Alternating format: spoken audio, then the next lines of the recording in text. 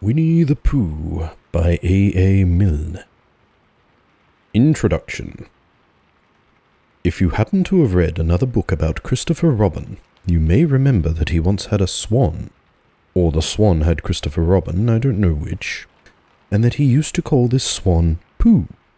That was a long time ago, and when we said goodbye, we took the name with us, as we didn't think the swan would want it anymore.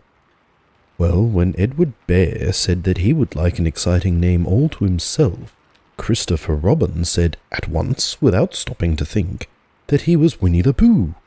And he was. So, as I have explained the Pooh part, I will now explain the rest of it. You can't be in London for long without going to the zoo. There are some people who begin the zoo at the beginning, called Way In, and walk as quickly as they can past every cage until they get to the one called Way Out. But the nicest people go straight to the animal they love the most and stay there. So when Christopher Robin goes to the zoo, he goes to where the polar bears are, and he whispers something to the third keeper from the left, and doors are unlocked, and we wander through dark passages and up steep stairs until we come to the special cage, and the cage is opened and out trots something brown and furry, and with a happy cry of, "Oh, bear!" Christopher Robin rushes into its arms. Now this bear's name is Winnie, which shows what a good name for bears it is.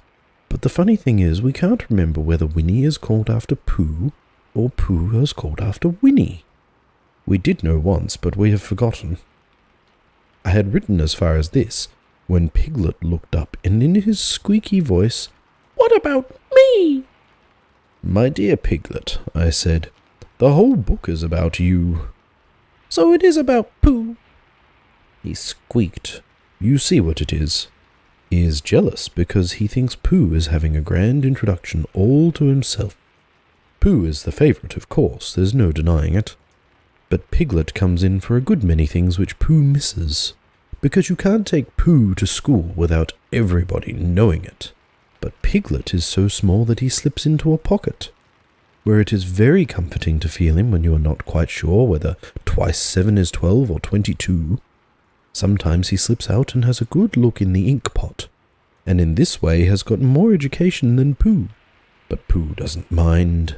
Some have brains and some haven't, he says, and there it is. And now all the others are saying, "But what about us?" So perhaps the best thing to do is to stop writing introductions and get on with the book.